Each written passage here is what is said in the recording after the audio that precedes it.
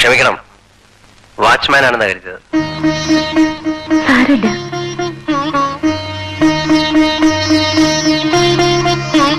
വേണ്ട, അതൊക്കെ ഞാൻ ചെയ്തോളാം.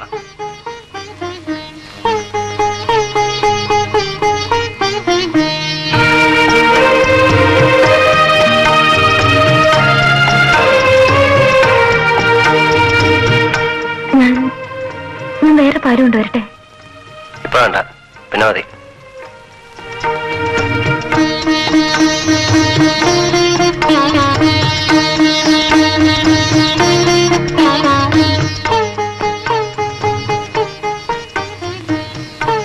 എന്തെങ്കിലും പറയൂ. വിക്രമേട്ടൻ പറയൂ. എന്നെ വിക്രമേട്ടാന്ന് വിളിക്കാൻ വിഷമം തോന്നില്ലേ? എന്തിന്? ഞാനൊരു കൊലപ്പള്ളിയല്ലേ? അതുകൊണ്ട് എനിക്കെന്താ? എന്നോട് വെറുപ്പ് തോന്നില്ലേ?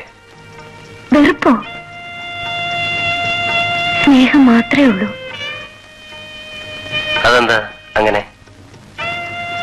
ഈശ്വരൻ തോന്നിച്ചതായിരിക്കും. ഇനി ഞാനൊരു കാര്യം പറയട്ടെ. പറയൂ.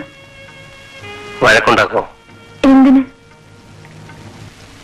ദൈവം തോന്നിച്ചായിരിക്കും അല്ലേ? എന്തോന്ന്? സ്നേഹം. വിക്രമേട്ടന് എന്നോട് സ്നേഹം തോന്നുന്നുണ്ടോ? നേരാണോ വിക്രമേട്ട? അതെ. ഇനി ഞാൻ ഒരിക്കലും ഒളിച്ചോടി പോവില്ല. തീർച്ച? തീർച്ച.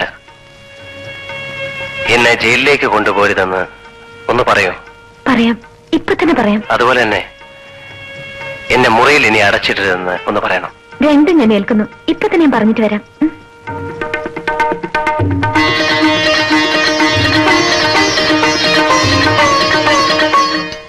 അങ്ങനെ അവസാനം മോള് ജയിച്ചിരിക്കുന്നു അല്ലേ?